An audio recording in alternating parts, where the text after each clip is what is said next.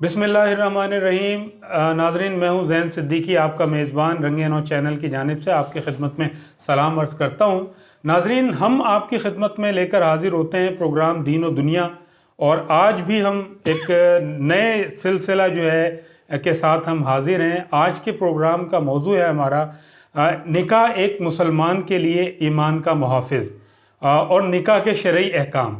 इस हवाले से हम गुफ्तगू करेंगे। हमारे मेहमान हैं मुफ्ती मोहम्मद शेर सरवरी कादरी साहब। इससे कबल कि मैं गुफ्तगू का आगाज़ करूं, मैं आपसे दरख्वास्त करूंगा कि आप इस प्रोग्राम को पूरा देखिएगा, क्योंकि इस प्रोग्राम में हम जो है एक दुआ करेंगे। हमारे एक मोहतरम दोस्त नासिर सिद्दीकी साहब सीनियर सहाफ़ी थे, वो इंतकाल कर गए हैं, इस दुनिया से रुखसत हो गए हैं बहुत कम उम्री में, और उनके लिए दुआ होगी। और साथ ही उन मरहूमीन के लिए भी दुआ होगी जो आपके प्यारे थे या मेरे प्यारे थे या मेरे वालदैन थे, या आपके वालदैन में से अगर कोई माँ या बाप इंतकाल कर चुका है तो उसके लिए हम इस प्रोग्राम में दुआ करेंगे। तो मुझे उम्मीद है कि आप इस दुआ में ज़रूर शरीक होंगे। अपने प्रोग्राम का आगाज़ करते हैं। मुफ्ती साहब मौजूद हैं। अस्सलाम वालेकुम मुफ्ती साहब। वालेकुम अस्सलाम व रहमतुल्लाह। मुफ्ती साहब खैरियत से हैं आप? जी, अल्लाह का बड़ा मुफ्ती साहब, हमेशा की तरह मैं फिर यही कहूँगा कि प्रोग्राम बहुत ज़्यादा पसंद किया जा रहा है। कराची के एक अदील अहमद साहब हैं जो हमारे प्रोग्राम मुस्तकिल देखते हैं, और उन्होंने बहुत ज़बरदस्त तारीफ़ की है, और इस प्रोग्राम के बारे में उन्होंने कहा है कि मुफ्ती साहब की जो गुफ्तगू है वो माशाल्लाह बहुत अच्छी होती है।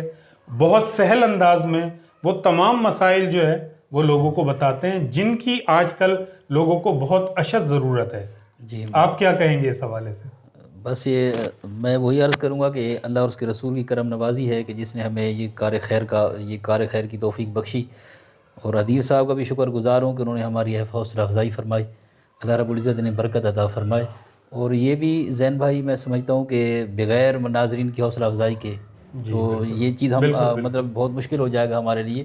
तो ये हौसला अफ़ज़ाई तो बहुत ज़रूरी है। बिल्कुल। जब तक वो अपनी मतलब एक राय का इजहार नहीं करेंगे, हौसला अफ़ज़ाई नहीं करेंगे, तो हम इस कार खैर को जो आगे नहीं बढ़ा सकते, क्योंकि ताली एक हाथ से नहीं, हमेशा दोनों हाथ से बजती है। बिल्कुल। तो अल्लाह रब्बुल इज़्ज़त उनको भी जज़ाए खैर दे जो इस नेक काम में हमारे साथ तावन फरमा रहे हैं। जनाब अदील साहब, आपने सुन लिया, आपके लिए भी मुफ्ती साहब ने दुआएं की हैं। अल्लाह ताला जो है आपको सेहत और सलामती अता करे, और तमाम नाजरीन को जो ये प्रोग्राम देख रहे हैं, हमारी दुआ है कि अल्लाह ताला उन्हें सेहत और सलामती अता फरमाए और दीन इस्लाम की जो है वो खिदमत करने की तौफीक अता फरमाए। अपने प्रोग्राम की तरफ चलते हैं। मुफ्ती साहब, आज मेरा पहला सवाल है जो हमने निकाह के हवाले से रखा है। निकाह की फ़जीलत बयान फरमा दीजिए, और साथ ही ये भी इसके कुछ चंद शरई अहकाम वो भी आपसे दरख्वास्त है कि उस पर भी रोशनी फरमा दें। अल्हम्दुलिल्लाहि रब्बिल आलमीन वस्सलातु वस्सलामु अला सय्यिदिल अंबिया वल मुरसलीन व अला आलिहि व अस्हाबिहि अजमईन। ज़ैन भाई, पहला सवाल आपका आज के मौजू के हवाले से कि दीन इस्लाम में निकाह की क्या फ़जीलत है और इसके हवाले से शरई अहकामात क्या है। तो जितनी भी इबादतें अल्लाह रब्बुल इज़्ज़त ने हमारे ऊपर लाजिम फरमाई है, चाहे नमाज है, रोज़ा है, हज है, ज़कात है, कुर्बानी है, वालिदैन का अदब व एहतराम है, दीगर सदक़ात हैं, तो वो हमारे लिए सब बाइस बरकत है। बेशक। लेकिन जितनी भी इबादत हैं, अगर हम उनके फ़ज़ाइल को पढ़ते हैं, उस हवाले से रिवायात को पढ़ते हैं, कुरानी आयात को पढ़ते हैं, तो उन तमाम अमाल के बदले जो है अजर व सवाब की बशारत है। बेशक, अजर व सवाब की बशारत है। लेकिन कहीं पर भी ईमान के तहफ़्फ़ुज़ की ज़मानत नहीं दी गई। नमाज है, अजर व सवाब की बशारत है। रोज़ा है, अजर व सवाब की बशारत है। ज़कात है, अजर व सवाब की बशारत है। हज है, अजर व सवाब की बशारत है। उम्रा है, सदक़ात हैं, कुर्बानी है, जो भी अमाल है, अजर व सवाब की तो बशारत है, मगर उस ईमान की ज़मानत की बशारत नहीं। लेकिन निकाह इतना एक अज़ीम अमर है, इतना एक अज़ीम काम है कि इसमें अजर व सवाब की भी बशारत है, बंदे के दीन और ईमान की हिफाजत की भी ज़मानत दी गई। माशाल्लाह, ज़बरदस्त। और आप ये देखें कि जब कोई इबादत फ़र्ज़ नहीं हुई थी, ज़ैन भाई, जब कोई इबादत फ़र्ज़ नहीं हुई थी, तो निकाह सबसे पहली इबादत थी जो अल्लाह पाक ने बनी नौ इंसान को अता की थी। बेशक। और जब सब इबादतें ख़त्म हो जाएंगी, जन्नत में इंसान पहुँचेगा तो सब इबादतें ख़त्म हो जाएंगी, लेकिन निकाह वहाँ भी बाकी रहेगा। वाह, सुभान अल्लाह। निकाह जो है वहाँ भी मौजूद रहेगा। अल्लाह पाक एक बंदे का, मुसलमान का, मोमिन बंदियों के साथ निकाह फरमाएगा। हूरान जन्नत के साथ निकाह होगा, یعنی نکاح کی عظمت کا آپ یہ اندازہ کریں کہ جب کوئی عبادت نہیں تھی یہ عبادت اس وقت بھی تھی، سبحان اللہ، اور جب سب عبادتیں ختم ہو جائیں گی تو نکاح کی عبادت اس وقت بھی قائم رہے گی۔ اور اس کی برکات کے حوالے سے اگر میں بات کروں، درجنوں روایات حضور نے فرمایا نکاح کرو مفہوم حدیث پاک، تم اللہ پاک تمہیں غنی فرما دے گا، سبحان اللہ، اللہ پاک تمہیں غنی فرما دے گا، تم فقیر ہوگے اللہ پاک غنا عطا فرما دے گا، بے پناہ برکتیں نصیب ہوتی ہیں، شرمگاہ کی حفاظت ہوتی ہے، بدنگاہی سے انسان بچتا ہے، گناہوں سے بچتا ہے، ایمان کو تحفظ ملتا ہے، اور اللہ پاک غنا عطا فرماتا ہے۔ اور حدیث پاک میں یہاں تک آتا ہے کہ اگر کوئی مسلمان اللہ رب العزت سے پاک اور صاف ہو کے ملنا چاہتا ہے، پاک اور صاف ہو کے ملنا چاہتا ہے تو اس کو چاہیے کہ وہ نکاح کرے، واہ سبحان نکاح کرے۔ اس لیے حضور نے فرمایا کہ نکاح کرو، اور نکاح میری سنت ہے۔ ویسے تو پانی پینا بھی حضور کی سنت، کھانا بھی سنت، پینا بھی سنت، لیکن نکاح کو حضور نے اپنی سنت قرار دیا ہے۔ اس میں بے پناہ برکتیں اللہ پاک نے رکھ دی، اور سب سے بڑی بات یہ ہے کہ نکاح بندہ مومن کا، جس طرح آپ نے آج کا موضوع بتایا، بندہ مومن کے ایمان کا محافظ ہے۔ حضور نے فرمایا جس نے نکاح کیا، نکاح کس لیے کیا؟ اللہ اور اس کے رسول کی رضا کے لیے کیا، لذت کے لیے نہیں کیا، کسی اور مقصد کے لیے نہیں کیا۔ اگر اللہ رسول کی تابعداری کے لیے کیا تو وہ نکاح بندہ مومن کے ایمان کا محافظ بن جاتا ہے۔ اور چند شرعی احکام اس حوالے سے کیا ہے کہ نکاح عام طور پہ لوگوں میں یہ بات مشہور ہے کہ نکاح سنت ہے۔ یاد رکھ لیجیے نکاح صرف سنت نہیں ہے، نکاح سنت بھی ہے، نکاح واجب بھی ہے، نکاح فرض بھی ہے، نکاح حرام بھی ہے۔ جی یہ سب صورتیں ہیں۔ عام لوگوں میں یہی مشہور ہے نا کہ نکاح سنت ہے، نہیں۔ اب میں احکام کے حوالے سے یہ چند باتیں عرض کر رہا ہوں۔ سنت کب ہے؟ اعتدال کی حالت میں، جب انسان کو کہیں گناہ میں پڑنے کا اندیشہ نہ ہو، نہ نفقے کی قدرت بھی رکھتا ہو، تمام اس کے اندر شرائط موجود ہو، لیکن اعتدال ہو، گناہ میں پڑنے کا کوئی اندیشہ نہ ہو، تو سنت ہے نکاح، سنت مؤکدہ ہے، کرنا چاہیے، بڑے اجر و ثواب کی بات ہے۔ گناہ میں پڑنے کا اندیشہ ہو تو نکاح کرنا واجب ہے، گناہ میں پڑ جانے کا یقین ہو تو پھر نکاح کرنا فرض ہے۔ لیکن اگر کوئی شخص نامرد ہے، اس چیز کی مطلب اہلیت ہی نہیں رکھتا، حقوق کی اہلیت نہیں رکھتا، ایسے شخص کے نکاح کرنا حرام ہے۔ اب آپ اس بات سے اندازہ کریں کہ نکاح صرف سنت نہیں، نکاح سنت بھی ہے، واجب بھی ہے، فرض بھی ہے، اور بعض صورتوں میں حرام بھی قرار دیا گیا ہے۔ اللہ پاک علم دین سیکھنے سمجھنے کی توفیق عطا فرمائے۔ آمین ثم آمین۔ مفتی صاحب نکاح کے جو ہے مختلف طریقے لوگ جو ہے رائج ہیں ہمارے معاشرے میں۔ کچھ لوگ مسجد کو بہت زیادہ پسند کرتے ہیں، عموماً ہم نے دیکھا ہے کہ کچھ لوگوں کی خواہش ہوتی ہے کہ مسجد میں، لیکن عموماً شادی حال میں بھی یہ نکاح کیا جاتا ہے تو سنت طریقہ، اور جو بھی طریقہ ہو مطلب یہ ہے کہ اس کو جو ہے اس پر عمل کرنا، اصل میں مقصد وہی ہوتا ہے کہ مطلب یہ ہے کہ سنت نبوی کی پیروی کی جائے۔ لیکن ہمیں یہ فرما دیں کہ نکاح کا مسنون طریقہ کون سا ہے جو مسنون ہے دین اسلام کی روشنی میں سمجھ گیا زین بھائی آپ کی بات۔ نکاح کا سنت طریقہ کیا ہے؟ ویسے تو نکاح کہیں بھی مسلمان قائم کرے، مسجد میں، شادی حال میں، گھر میں نکاح قائم ہو جائے گا، لیکن قرآن و سنت کی پیروی ہونی چاہیے، کیونکہ دیکھیں نا نکاح نام ہی قرآن و سنت کی پیروی کا ہے، لیکن ہمارے یہاں جس طرح خرافات پائی جاتی ہیں، اور نکاح کو اللہ جانے کیا سے کیا بنا دیا گیا ہے، اور بالکل جیسے ماحول ہے، اور جو کچھ اس میں نعوذ باللہ مطلب ڈانس پارٹیاں، شراب نوشیاں، ہلڑ بازیاں، وہ بھائی اگر یہ دین کا کام ہے تو دینی طریقے سے ہونا چاہیے۔ وہ جو معاملات کر رہے ہیں وہ خود جواب دیں، اس چیز کی اسلام میں گنجائش نہیں۔ مسنون طریقہ آپ نے ارشاد فرمایا، مسنون طریقہ یہ ہے زین بھائی کہ مستحب تو یہ ہے کہ جمعے کا دن ہونا چاہیے، نکاح مسجد میں ہونا چاہیے، جمعے کا دن ہو، اور دوسری بات یہ کہ اعلانیہ ہو، نکاح کیا ہو؟ اعلانیہ ہو، اعلان کیا جائے، ایک دو مطلب دو گواہوں کی موجودگی میں اندر ہی اندر نکاح کر لیا گیا تو ہو جائے گا۔ بعض لوگ جو ہیں خفیہ بھی نکاح کر لیتے ہیں، بعض صورتوں میں ہو بھی جاتا ہے، لیکن اصل یہ ہے کہ نکاح اعلانیہ ہونا چاہیے، اعلانیہ ہونا چاہیے۔ بندہ اللہ رسول کی تابعداری کر رہا ہے تو اس میں چھپانے والی کون سی بات ہے؟ تو نکاح جو ہے اعلانیہ ہونا چاہیے، نکاح تمام والدین کی موجودگی میں، دوست احباب رشتہ داروں کی موجودگی میں ہونا چاہیے۔ اور اس کے علاوہ یہ ہے کہ لڑکے اور لڑکی کی رضامندی ہونی چاہیے، پریشرائز نہیں ہونے چاہیے وہ لوگ، ان کی رضامندی پر یہ بات موقوف ہے۔ اچھا مسنون طریقہ یہ ہے کہ سب سے پہلے قاضی صاحب بھیجیں گے تو وہ مطلب اس کی اجازت لی جائے گی، نکاح کی اجازت لے کے آئیں گے، اس کے بعد قاضی خطبہ پڑھائے گا، خطبہ پڑھانے کے بعد بالکل جو قرآن و سنت کا طریقہ کار ہے اس میں ایجاب و قبول ہو جائے گا۔ نکاح پڑھانے کے بعد کوئی نہ کوئی میٹھی چیز تقسیم کر دینا، کوئی نہ کوئی میٹھی چیز تقسیم کر دی جائے، جو اللہ نے استطاعت دی ہے، کھانا پینا کھلا دیا جائے، اور اس طریقے سے قرآن و سنت کی تابعداری کرتے ہوئے لڑکی کو اپنے گھر میں رخصت کر دیا جائے۔ یہ مسنون طریقہ۔ ویسے اس میں بہت ساری چیزیں ہیں، لیکن یہ چند چیزیں بڑی ضروری ہیں کہ مطلب اعلانیہ نکاح ہونا چاہیے، اس میں مطلب یہ ہے کہ لڑکے اور لڑکی رضامندی ہونی چاہیے، اور یہ ہے کہ ایجاب قبول ایک ہی محفل میں ہونا چاہیے، اور اسی کے علاوہ یہ ہے کہ آخر میں جو اللہ پاک توفیق دے اس میں مطلب لوگوں کی ضیافت بھی کرنی چاہیے، یہ چیزیں ہیں مطلب یہ۔ اچھا، نکاح کو مفتی صاحب آج کل مشکل بنا دیا گیا ہے، بہت ساری چیزیں، بہت سارے مسائل آڑے آ جاتے ہیں، کچھ لڑکی والوں کی طرف سے، لڑکے والوں کی طرف سے، تو کچھ عمروں کے مسائل ہوتے ہیں اور کچھ ایسے معاشرتی مسائل، پیچیدگیاں ہوتی ہیں کہ اس تناظر میں جو ہے وہ شادیوں کی عمریں نکل جاتی ہیں، لڑکیوں کی بھی اور لڑکوں کی بھی، کچھ شرائط ایسی رکھی جاتی ہیں۔ مجھے یہ بتائیے، اس معاملے کو دیکھ کر ایسا لگتا ہے کہ معاشرے میں جو ہے نکاح مشکل اور زنا آسان ہو گیا ہے، تو دین اسلام ایسی صورت میں کیا حکم دیتا ہے؟ جی زین بھائی بالکل درست آپ نے فرمایا کہ آج کل جو ہے زنا کو عام اور نکاح کو جو ہے وہ مشکل کر دیا گیا ہے۔ وجہ بھی یہ ہے کہ جتنے بھی یہود و نصارہ ہیں، غیر مذاہب ہیں، وہ تو یہی چاہتے ہیں، وہ تو یہی چاہتے ہیں کہ ہم لوگ مطلب ہے کہ اللہ رسول کی فرمانبرداری چھوڑ کے گناہ کے کام میں ملوث ہو جائیں، اور انہوں نے برائی کو بالکل عام کر دیا، ہر لحاظ سے عام کر رکھا ہے اسی وجہ سے۔ اچھا، اب نکاح کو جو ہے ایسی مطلب بالکل جو ہے کسی لڑکے کے سامنے، جوان لڑکے کے سامنے نکاح کا نام لیا جائے، وہ اور محسوس کرتا ہے، حالانکہ حضور نے فرمایا نکاح میری سنت ہے۔ تو وجہ یہی ہے کہ مطلب جب سے ہم نے نکاح کا رجحان ہمارے اندر کم ہوا ہے تو گناہوں کا رجحان بہت زیادہ بڑھ گیا ہے، اور حدیث پاک کا مفہوم اس طرح سے ہے کہ کیوں زنا عام ہوا ہے، اس کی ایک وجہ اور بھی ہے کہ جب کوئی شخص، حدیث پاک کا مفہوم ہے، گناہ کرتا ہے نا، اس کے دل پر سیاہ نقطہ لگ جاتا ہے، سیاہ نقطہ لگ جاتا ہے۔ اگر تو وہ شخص جو ہے توبہ کر لے اللہ سے تو مٹ جاتا ہے، دل پاک ہو جاتا ہے۔ توبہ نہ کرے اور گناہ پہ گناہ کرتا رہے، سچی توبہ، جی سچی توبہ، حقیقی توبہ، یہ نہیں کہ اس کے بعد جو ہے گناہ کر لیا، پھر اس کے بعد کہا اللہ سے معافی مانگ لی، پھر دوبارہ سے وہی کام کیا۔ جی جی نہیں، ایسا بھی کرتے ہیں نا۔ ہاں، سچی توبہ نام ہی اسی کا ہے کہ انسان اس پہ شرمندگی اختیار کرے، آئندہ گناہ نہ کرنے کا پکا ارادہ کرے، وہ موضوع بدل جائے گا، لیکن مقصد یہ کہ سچی اور حقیقی توبہ کرے، اور توبہ کر لے تو ٹھیک ہے، توبہ نہ کرے تو پھر وہ نقطہ پھیلتے پھیلتے پورے دل کو گھیر لیتا ہے، دل سیاہ ہو جاتا ہے۔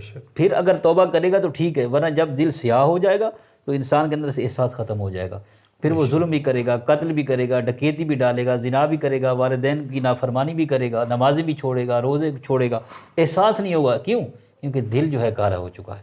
تو اس حوالے سے جب تک انسان اللہ کی طرف رجوع نہیں کرے گا تو ایک زنا کیا کئی گناہوں میں انسان پڑ رہا ہے، سچی توبہ اس کے لیے ضروری ہے۔ اور اس طرح سے آپ یہ دیکھیں کہ حدیث پاک ابن ماجہ شریف کے حضور نے فرمایا النکاح من سنتی فمن لم یعمل بسنتی فلیس منی، کہ جو نکاح جو ہے وہ میری سنت ہے، جو شخص اس پر عمل نہ کرے، بے رغبتی کرے، اس کا میرے دین سے کوئی تعلق ہی نہیں ہے، وہ شخص ہم میں سے نہیں، حضور نے یہاں تک فرما دیا۔ تو جو لوگ ادھر ادھر منہ مار رہے ہیں، وہ اسلامی دین کی حدوں کو کراس کر رہے ہیں، انہیں اللہ کا خوف کرنا چاہیے، زنا نہیں بلکہ نکاح کو اپنانا چاہیے تاکہ اللہ رسول کی خوشنودی نصیب ہو جائے۔ بے شک بے شک۔ ناظرین، آپ نے مفتی صاحب کی گفتگو سنی، کچھ سوالات آپ کی طرف سے ہمارے پاس آئے ہیں جو پچھلا پروگرام ہوا تھا اس حوالے سے۔ ہمارا پچھلا موضوع تھا عدت کے شرعی مسائل، اس حوالے سے کراچی سے عدیل احمد صاحب ہمیں لکھتے ہیں کہ بعض اوقات جو ہے وہ خواتین حاملہ ہوتی ہیں، یعنی 1 ماہ کا یا 2 ماہ کا حمل ہوتا ہے اور پتہ نہیں چل پاتا ان کو کہ ایسی صورتحال ہے کہ وہ پریگننٹ ہے، اور پھر اچانک شوہر ان کو طلاق دے دیتے ہیں۔ تو ایسی صورت میں جو فیملی کے لوگ ہوتے ہیں وہ یہ کہتے ہیں کہ جی طلاق واقع نہیں ہوئی۔ تو مفتی صاحب ہمیں آپ بتائیے کہ اس حوالے سے شریعت کیا احکام صادر فرماتی ہے؟ جی زین بھائی، بالکل آج کل معاشرے میں یہ تصور پایا جاتا ہے کہ طلاق جو ہے، اگر مطلب عورت جو ہے وہ حمل کی حالت میں ہے تو اس پر طلاق واقع نہیں ہوتی، یہ غلط بات ہے۔ اگرچہ جو مطلب طریقہ شریعت نے بتایا ہے کہ اگر کوئی مجبوری ہو، ناگزیر حالات ہوں تو مطلب حالت طہر میں ایک طلاق دی جائے، وہ الگ بات ہے، لیکن جہاں تک طلاق پڑنے واقع ہونے کا تعلق ہے، وہ ہر حال میں طلاق واقع ہو جاتی ہے۔ جب شوہر طلاق دے گا، چاہے عورت حمل کی حالت میں ہو، پڑ جائے گی، 1 مہینہ گزرا ہو، 9ویں مہینے میں ہو، 8ویں میں طلاق پڑ جائے گی، عورت پاکیزگی کی حالت میں ہو، طلاق پڑ جائے گی، حیض کی حالت میں ہو، پڑ جائے گی، نکاح ہوا رخصتی نہیں ہوئی، طلاق دی، طلاق پڑ جائے گی۔ یہاں تک آپ اس بات کا اندازہ کریں کہ لوگوں کو اس بات کو سمجھنا چاہیے کہ طلاق جو ہے وہ واقع ہو جاتی ہے۔ اچھا، یہاں تک اگر کسی شخص نے یہ کہا کہ اگر میں اس عورت سے، اس عورت کا نام لیا یا اس کو مخاطب کر کے کہا کہ میں جب بھی تجھ سے نکاح کروں تجھے طلاق، ابھی اس نے کیا نہیں، کوئی بات بنی نہیں، لیکن عورت کو مخاطب کر کے کہہ دیا کہ میں جب بھی تجھ سے نکاح کروں تجھے طلاق، وہ جیسے نکاح کرے گا طلاق پڑ جائے گی، تو حاملہ کا تو معاملہ بعد میں رہ گیا، طلاق بالکل واقع ہو بڑی جائے. باریکیاں ہیں. ہاں بڑی باریکی ہے اس میں. مسئلہ کیا ہے کہ ہم لوگ علماء سے پوچھتے نہیں, اپنی طرف سے کوئی بھی مفروضہ قائم کر لیتے ہیں. ہاں یہ غلط بات ہے. جی, اپنی طرف سے فتویٰ دے دیتے ہیں. ہمیں علماء کرام سے پوچھنا چاہیے, رابطہ کرنا چاہیے, ان سے پوچھنا اور چاہیے. آج کل تو الحمدللہ بہت سارے ذرائع آ گئے. بے شک, ہر کوئی کار خیر کا الحمدللہ ایسا ایک اسٹیج لے کے بیٹھا ہوا ہے, علماء کرام موجود ہیں. تو اپنی طرف سے دین اسلام اس کی اجازت نہیں ہے تو ہر شخص اپنی طرف سے فتویٰ جو جھاڑتا پھرے. اور یہاں تک حدیث پاک میں ہے کہ بغیر علم کے جو لوگ فتویٰ دیتے ہیں اس پر آسمان اللہ اور اس فرشتے اس پر لعنت بھیجتے ہیں اس شخص پر. تو بچنا چاہیے اس چیز سے. علماء کرام سے رجوع کریں, ان سے مسئلہ لیں. اللہ پاک نے بھی یہ حکم دیا ہے, وہ جو حق بتائیں اس پہ عمل کرنا چاہیے. اچھا مفتی صاحب, بہت سے اسی سوال کا ایک تھوڑا سا ایک حصہ سمجھ لیں اس کو. کچھ لوگ جو ہے اپنی پسند کے بھی فتوے, مطلب ایک طرف سے اگر ان کی مخالفت میں آیا تو دوسری جگہ چلے گئے. کچھ فقہی لحاظ سے جو ہے وہ مختلف علماء کرام کے پاس چلے جاتے ہیں, جہاں سے پسند کا فتویٰ ملتا ہے اس کو آگے کر دیتے ہیں کہ جناب یہ تو. ہاں بالکل, دو کشتیوں کے سوار بھی نظر آتے ہیں. ایسے لوگوں کو اپنے ایمان کی فکر کرنی چاہیے. اور یہ بات کہاوت اردو میں بڑی مشہور ہے کہ دو کشتیوں کا سوار جو ہے وہ ڈوب جاتا ہے. بے شک بے شک. ایک ہی کشتی میں اگر دونوں پاؤں ہوں گے تو بالکل کشتی چلتی رہے گی اور بیڑا پار ہونے کی امید ہوگی. لیکن اگر کوئی شخص دو کشتیوں میں چل رہا ہے نا, تو ایسے شخص کو ایمان کی فکر کرنی چاہیے. بے شک. اور یہ سوچے نا کہ ہم اگر یہ سوچ رہے ہیں کہ دین ہماری مرضی کے مطابق ڈھل جائے تو ہم غلط سوچ رہے ہیں. ہمیں دین کی مرضی کے مطابق ڈھلنا ہوگا اگر ہم نجات چاہتے ہیں. بے شک بے شک. کراچی سے شیخ رفیق صاحب نے سوال کیا ہے.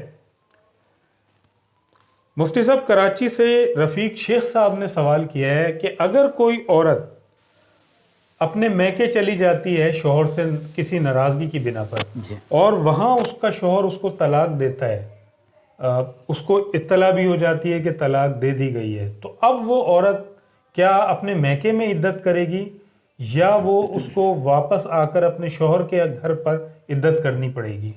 شریعت اس حوالے سے کیا حکم دیتی ہے؟ جی غالباً یہ پچھلے موضوع کے ساتھ جڑا ہوا ایک سوال آیا ہے ہمارے پاس.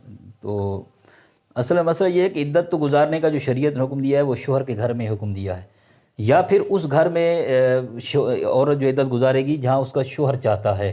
تو اب وہ پہلے سے اپنے والدین کے گھر پہ رہ رہی ہے, اب ظاہر سی بات ہے اوپر سے اس نے طلاق بھی لے لی ہے, تو اس کا مطلب یہ ہے کہ اس کا واپسی آنا بڑا مشکل ہے. اگر کوئی صورت بنتی ہو, بالکل صورت بنتی ہو تو شوہر کو اطلاع دی جائے گی کہ آپ نے طلاق تو دے دی ہے, لیکن شریعت یہ کہتی ہے کہ یہ جو ہے عدت آپ کے گھر میں پوری کرے گی.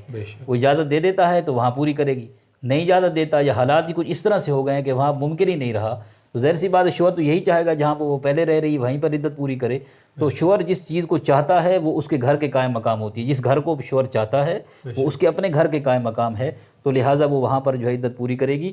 اور رہا مسئلہ گناہ کا کہ آیا گناہ کس پر ہے, تو اب مسئلہ یہ ہے کہ اگر شوہر جو ہے بلا عذر شرعی اس کو اپنے گھر میں اجازت نہیں دے رہا تو شوہر گناہ گار ہے, عدت پوری کرنے کی اجازت نہیں دے رہا, یا شوہر تو اجازت دے رہا ہے وہ خواہ میں وہاں پوری نہیں کر رہی, تو پھر اس کا وبال عورت کے اوپر ہے. بے شک بے شک. ناظرین, آپ نے مفتی صاحب کی گفتگو سنی.